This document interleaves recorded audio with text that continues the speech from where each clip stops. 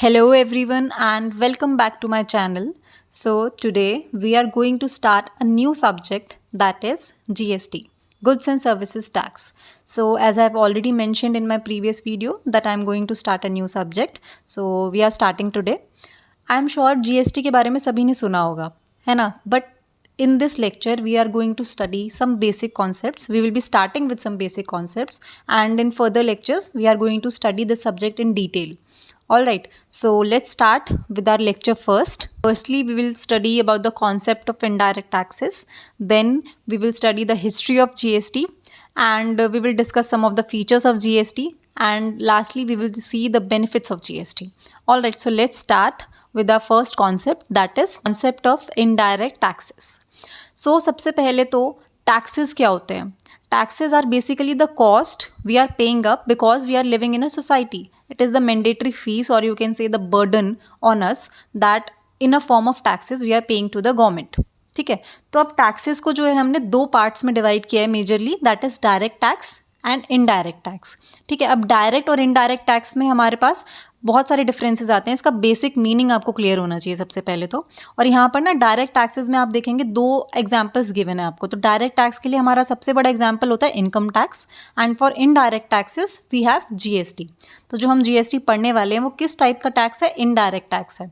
ठीक है, direct tax में यहाँ पर आपको दो एग्जाम्पल्स दिख रहे हैं, that is income tax and wealth tax. So at present हमारे पास सिर्फ एक ही डायरेक्ट टैक्स है, दैट इज इनकम टैक्स. 2014 से पहले हमारे पास दो टैक्सेस हुआ करते थे direct taxes, that is income tax and wealth tax. But in 2014 the wealth tax got abolished. ठीक है, तो अभी हमारे पास कौन सा टाइप ऑफ डायरेक्ट टैक्स है? सिर्फ इनकम टैक्स है हमारे पास एग्जाम्पल के फॉर्म में. ठीक है, और जीएसटी किस टाइप का टैक्स है हमारे पास? Indirect tax. तो अब हम इसके बारे में थोड़ा डिटेलिंग में पढ़ते हैं नेक्स्ट स्लाइड में.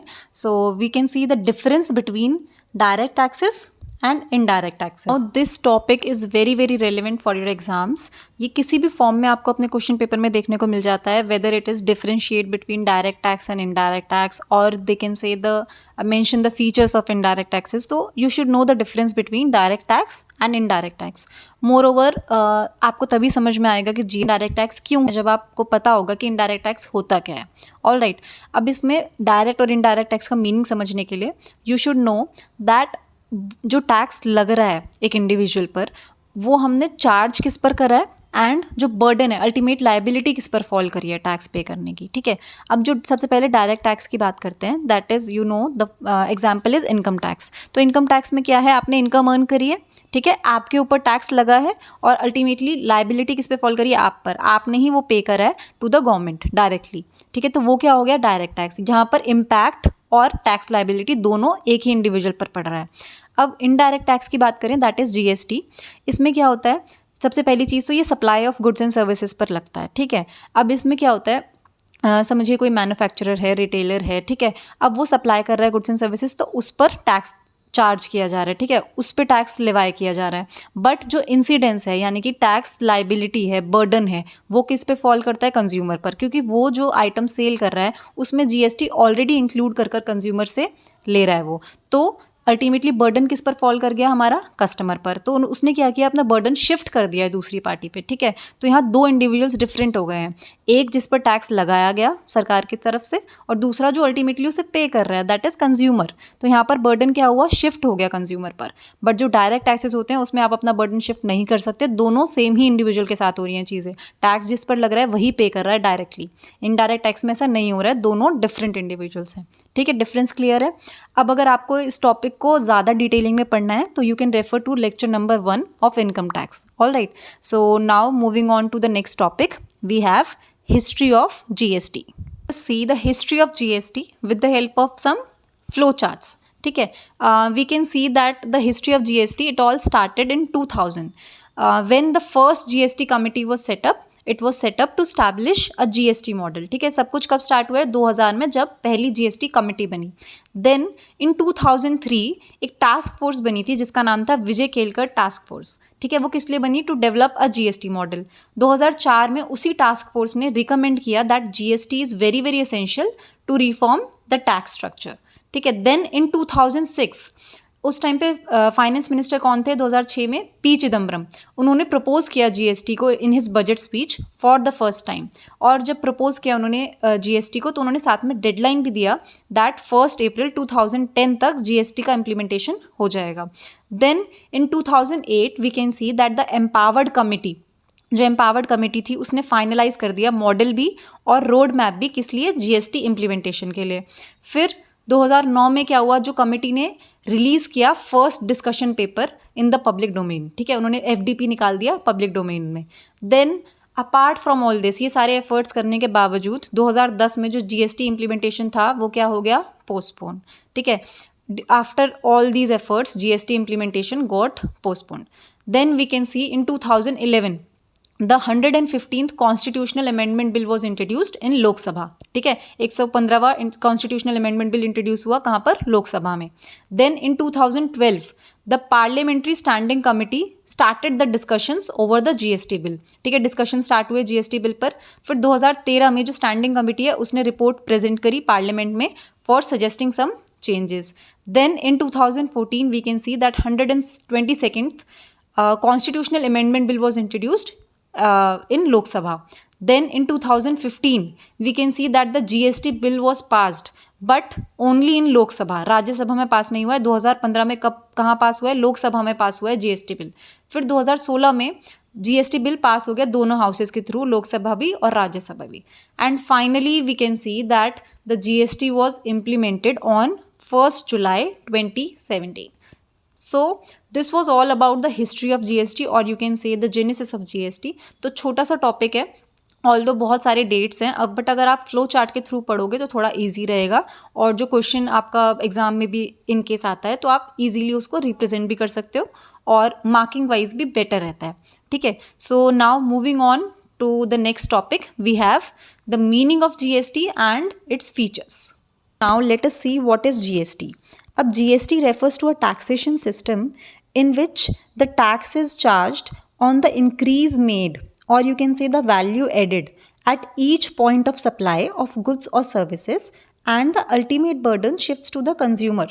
So as we have already studied in the definition of indirect taxes कि हम जो बर्डन है वो किस पर शिफ्ट कर देते हैं? दूसरी पार्टी पर, ठीक है। जीएसटी के मीनिंग में जैसे कि कोई भी प्रोड्यूसर है, मैन्युफैक्चरर है, रिटेलर है, तो वो क्या कर रहा है? जो कंज्यूमर से चार्ज कर रहा है प्राइस, उसमें ही जीएसटी इंक्लूड कर रहा है। तो अल्टीमेट बर्डन किस पर फॉल कर रहा है? कस्टमर पर या कंज्यूमर पर, ठीक है। अब now it is an effort to reform the taxation system. Reform कैसे? जो हमारा जीएसटी स्टार्ट हुआ इसके पीछे एक प्रिंसिपल था that one nation one tax. आप सबको पता होगा कि जीएसटी से पहले बहुत सारे मल्टीपल इनडायरेक्ट टैक्सेस होते थे हमारे पास, ठीक है। Multiple indirect taxes were there, but उन सबको हटाकर हम एक टैक्स लाए हैं ताकि यूनिफॉर्मिटी बने टैक्सेशन सिस्टम में, ठीक है। बहुत सारे टैक्सेस की जगह एक सिंगल टैक्स हो जो हर जगह फॉलो हो, तो उसके बाद जीएसटी आया। ये रिफॉर्म आया है टैक्सेशन सिस्टम में with the help of GST, ठीक है। अब अगर फीचर्स ऑफ जीएसटी की बात करें तो सबसे पहले तो एक सिंपल सी बात है कि जीएसटी जो है किस टाइप का टैक्स है? इनडायरेक्ट टैक्स है। तो हमने ऑलरेडी पढ़ा है कि इनडायरेक्ट टैक्स में क्या होता है। तो फर्स्ट फीचर हमारा क्या हो गया? GST is an indirect tax, alright. Secondly GST किस पर लगता है? It is the tax which is charged on the supply of goods और सर्विसेज। तो सेकेंड फीचर हमारा बन जाता है that is a tax on supply of goods और services. Thirdly we have that it is a multi point tax. अब multi point tax से हमारा मीनिंग क्या है यहाँ पर? अब आपने सुना होगा सप्लाई चेन होती है आपकी, ठीक है, जिसमें manufacturer, wholesaler, retailer, consumer, MWRC बोलते हैं शॉर्ट फॉर्म में। तो ऐसे करके फ्लो होती है पूरी सप्लाई चेन हमारी। अब इसमें जो मल्टी पॉइंट्स हैं हमारे, जब मैन्युफैक्चरर से होलसेलर तक जा रही है आइटम, फिर होलसेलर से retailer, then ultimately to the consumer, तो इस सब में जो भी हमारा टैक्सेशन प्रोसेस है ना, इसमें ऐसा नहीं है कि बार बार टैक्स लग रहा है हर इंडिविजुअल पर। ये जो टैक्सेशन सिस्टम है ये सिर्फ इंक्रीज मेट, जितना जितना इंक्रीज हो रहा है हर पॉइंट पर सिर्फ उस पर टैक्स लगता है। इसको हम आगे एक न्यूमेरिकल के थ्रू समझेंगे इन फर्दर लेक्चर्स। सो अभी के लिए you should know that it is a multi point tax, ठीक है। हर पॉइंट पर टैक्स लग रहा है बट इंक्रीज मेड पर लगता है, सिर्फ वैल्यू एडिशन पर लगता है, जो कि हमारा नेक्स्ट फीचर है कि although it is a multi point tax, although GST जो हमारा एक मल्टी पॉइंट टैक्स है, अलग अलग पॉइंट्स पर टैक्स लगता है, बट किस पर लगता है? सिर्फ only on the increase in the value और you can see the value added at each level, ठीक है। इसको हम फर्दर लेक्चर्स में इन डिटेल पढ़ेंगे, ठीक है। Next we have an important feature that GST is a destination based consumption tax. अब इसका मीनिंग क्या है कि जीएसटी को हम डेस्टिनेशन बेस्ड कंजम्पशन टैक्स क्यों बोल रहे हैं, क्योंकि जो जीएसटी है वो अल्टीमेटली जो उसका रेवेन्यू है, जो टैक्स कलेक्शन है, वो किसके पास जाता है, उस स्टेट के पास जाता है जहाँ पर गुड्स फाइनली कंज्यूम हो रहे हैं। फॉर एग्जांपल अगर कोई यूपी का सप्लायर है, ठीक है, बिहार में वो गुड्स भेज रहा है, ठीक है, तो अल्टीमेटली गुड्स कहाँ कंज्यूम हो रहे हैं, हमारे बिहार में। तो जो अल्टीमेटली टैक्स का रेवेन्यू है वो कौन सी स्टेट गवर्नमेंट के पास जाएगा, Bihar. when the goods are supplied from UP to Bihar and the goods are finally consumed in Bihar, so जो हमारा टैक्स का रेवेन्यू किसके पास जाएगा, बिहार गवर्नमेंट के पास। तो समझ रहे हो आप, तो डेस्टिनेशन बेस्ड कंजम्पशन टैक्स क्यों बोला है, जो फाइनली गुड्स जहाँ पर डेस्टिन्ड हैं या फिर कंज्यूम हो रहे हैं वहाँ पर हमारा टैक्स रेवेन्यू जाता है। लास्टली जीएसटी जो है एक सेल्फ असेसमेंट प्रोवाइड करता है फैसिलिटी, किसको, टैक्स पेयर्स को, क्योंकि जीएसटी में बहुत सारा जो भी हमारे प्रोसीजर्स थे वो सब हटाकर सेल्फ असेसमेंट की फैसिलिटी दी है जीएसटी ने। कैसे, यहाँ पर हमें एक असेसिंग ऑफिसर की ज़रूरत नहीं है, क्योंकि हम ऑनलाइन खुद ही अपनी जो रिटर्न्स हैं वो फाइल कर सकते हैं इलेक्ट्रॉनिकली, ठीक है। तो GST provides the facility of self assessment as there is no need to go to the assessing officer. तो ठीक है, काफ़ी सिंप्लीफाई कर दिया टैक्सेशन सिस्टम को with the help of GST, ठीक है। ये कुछ फीचर्स हैं। सो जीएसटी का मीनिंग और फीचर्स ये भी दोबारा मैं कहूँगी वही क्वेश्चन है जो बहुत बार रिपीट होता है आपके क्वेश्चन पेपर्स में, ठीक है। सिंपल सा कॉन्सेप्ट है तो इसको तो बिल्कुल ही छोड़ के नहीं जाना।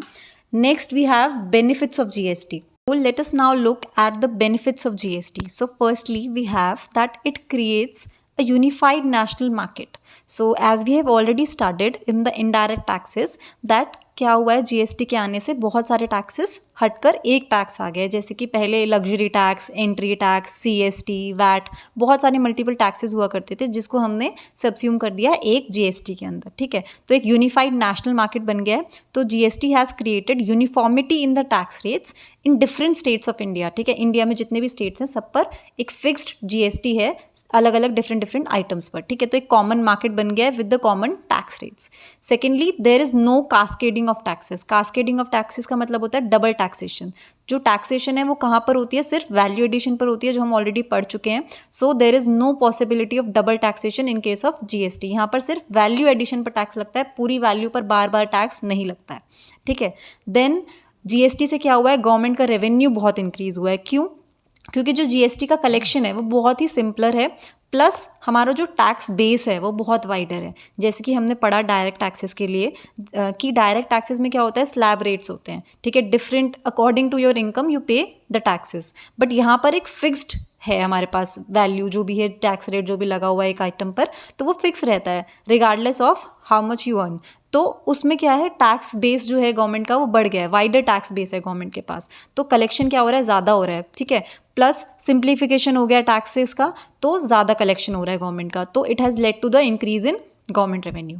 And lastly we can say that it has boost the make in India initiative, ठीक है। तो क्योंकि जीएसटी से क्या हुआ है, टैक्स बर्डन रिड्यूस हुआ है लोगों का, ठीक है, which has increase the possibility of consumption. अब जब टैक्स बर्डन डिक्रीज होगा तो उनका परचेजिंग पावर इंक्रीज होगा, जिससे क्या होगा, कंजम्पशन में इंक्रीज होगा। उससे क्या होगा, it also makes the goods and services competitive. क्या हुआ है, नेशनल और इंटरनेशनल मार्केट में हमारे जो गुड्स हैं इंडिया के वो क्या हो गए हैं, कॉम्पिटिटिव हो गए हैं। तो हमारा जो मेक इन इंडिया इनिशिएटिव है इसको भी बूस्ट दिया है एक जीएसटी ने। तो this was all for your lecture first for GST. Although we have covered all the basic concepts today, but इनमें से भी आपको 2-3 क्वेश्चंस अपने क्वेश्चन पेपर्स में देखने को मिलते हैं। So don't skip these concepts and we will be soon back with the lecture second. Till then, please subscribe to the channel, like the videos and do share your feedback in the comment sections. Thank you.